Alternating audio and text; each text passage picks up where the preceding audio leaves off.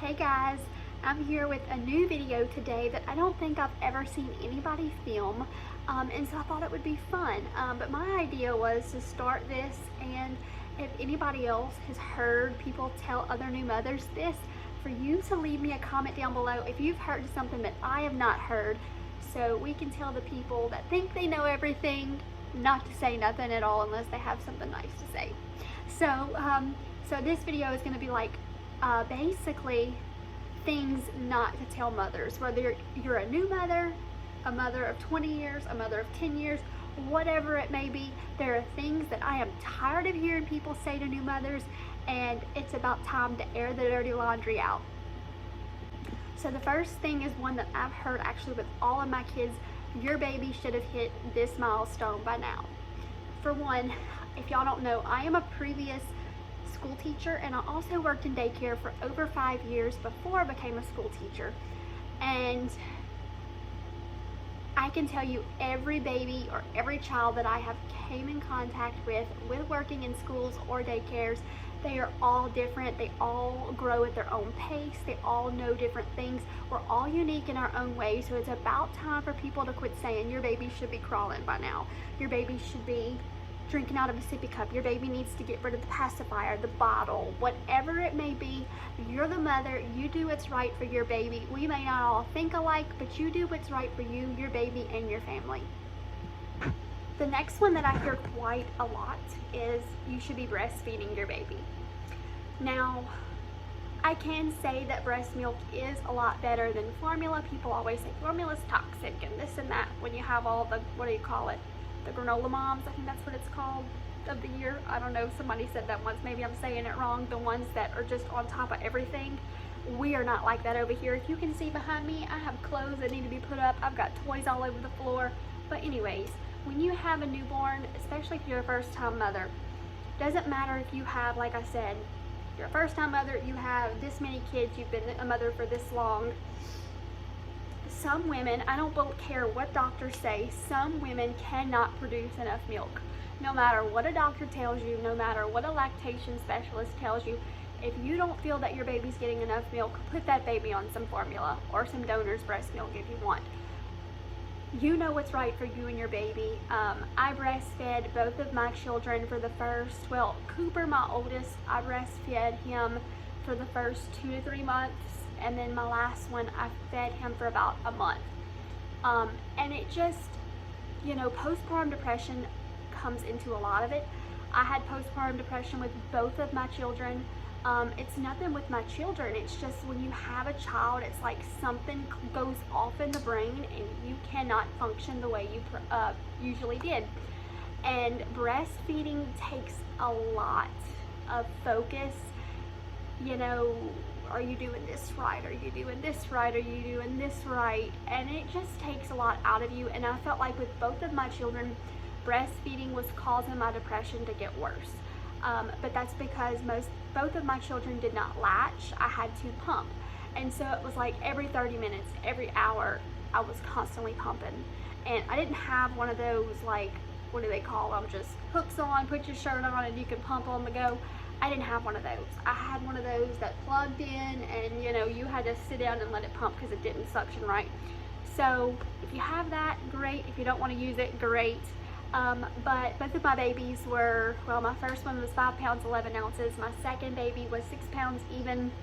So I did try to breastfeed a little bit just to get their weight up. But once it really started to mentally take a tact on me or toll on me, I quit. I put them on straight formula, and it's what worked best for us. So do what works best for you and your family. The next one that I heard a lot with my first child: don't rock that baby to sleep. He'll never go to sleep on his own. And being a young mother, I was at the time. I'm still young. I'm almost 24 years old, but my first baby was born at 19, and I just had my last one last year in 2022. And my first one, I didn't rock him to sleep because my ex-mother-in-law kept saying, don't rock that baby to sleep. He'll never sleep on his own. And so I have regrets of that. You don't ever want to do something that one day you will regret. If you want to rock your child to sleep, then rock your child to sleep. them sleeping on their own and going to bed on their own will come in their timing. And it's a very good way to, what do you call it, just have a bond with your child. Like Mason and my youngest and I rock him every night. It's something that we do. It's something that he looks forward to. It's something that I look forward to. Now that he's getting a little bit older, I'm like, go in your bed and go to sleep. But I rock him to sleep for the longest time. It was just something that we did, and I was the only one that rocked him to sleep for bed most nights. And so it is what it is, and he's 9 months old now, and last night was actually the first night I figured out if I put the TV on and lights off and lay him down in his bed, he'll watch that TV till he goes to sleep. So it worked for the night that I just couldn't rock him, but those babies will eventually go to sleep on their own in their own time. And next one is only let that baby sleep in his own bed. Now I know this is going to be a very, like, I don't want to say toxic tip, because of SIDS and things like that, but both of my children slept with me. My oldest doesn't anymore, he sleeps on his own, but my baby still sleeps with me. He goes to sleep in his bed, and about 1 a.m. he wakes up and he wants to be close to me. He reaches for me, he grabs onto me.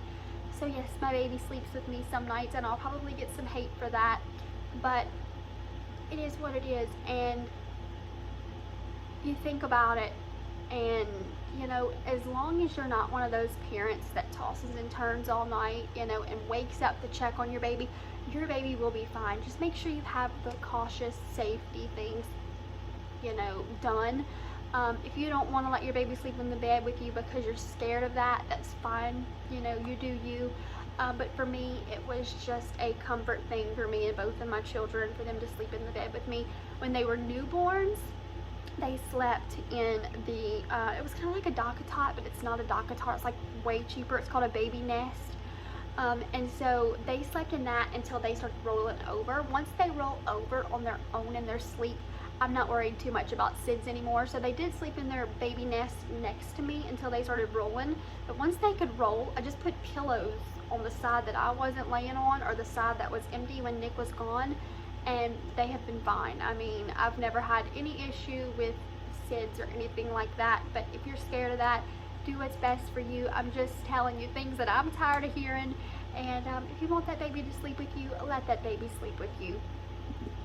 The next one is get that baby all of those vaccines. And I know this is going to be another harsh topic, and something I may get hate for, but I feel like a lot of new mothers, especially me when I had my first child, don't understand you have the right to say no over your baby's health care. When Cooper was a baby, I gave him every vaccine. He got every vaccine the doctor offered, and that's how it went. With my second child, I did my research. There was some that I didn't want him to have. There were a select few that I knew he did need, and so he got the ones he did need, and the ones I didn't want him to have, he didn't get. And I don't know about your state, but I know in the state of Louisiana, you are allowed to sign a waiver for medical, religious, or any type of personal exemption for your children. If you do not want them to be vaccinated, our children here in Louisiana can still go to school without being vaccinated as long as you sign a waiver. Even though those doctors always push me to get all my children their vaccines. Oh, they're gonna die of this. Oh, they're gonna die of this. Oh, they're gonna die of this. No, they're not. They're gonna be completely fine. They are healthy. Back in the day, they didn't have all those vaccines. I mean, we got immune to it from digging in the dirt and playing with worms. I mean, my kids play outside, and I'm not worried about vaccines anymore. There are a select few. My children have not gotten the COVID vaccine or the flu vaccines, but we won't go into the other ones. But yeah, you have the right to say no. Your house is always a mess. It needs to be perfectly clean. And I can tell you, as a second-time mother, your house is not going to be perfect. I still to this day hear, your house needs to be more clean, your house needs to be this, your house needs to be that. I have an autoimmune disease, and all of us, you know, postpartum depression, whether it may be anxiety, depression, an illness, autoimmune disease, it takes a toll on you, and you are not always going to be perfect. If you have children, your house is not going to look like you don't live in it. A house, when you buy a house and you live in a house, it's meant to look lived in. It's not meant to look like a museum and you walk in and everything's in its perfect spot. And I feel like a lot of times that's what people expect, is their house to look like a museum when you walk in and it looks like nobody lives there. Baby, we got 3 kids over here, 2 adults, a dog, and farm animals and everything we tend to. Our house is not spotless, but it is clean enough, and I do clean every day. Even though it looks a hot mess behind me, I haven't done my cleaning for the day. But your house is not going to be spotless. I'm pretty ADD, but when I got my second kid, it just, everything became even more harder because you're tackling 2 children and this and that, and so it's double the stuff you have to manage. And yeah, my house is never perfectly clean. Make that baby self-soothe.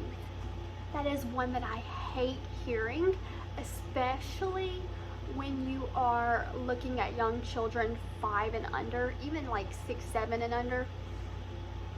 If a baby is crying, that baby is crying for a reason. There's a reason that child is upset. We as adults have feelings, and if any parent thinks that their child does not have feelings and is not entitled to it, they are not an adult. They are not a parent. Because you think about it, when we make our kids dinner, sometimes when we used to eat dinner as a kid, we didn't like the foods our parents cooked, and we had to eat it. Well, what do we do as adults? If we don't like what they cook, we don't eat it.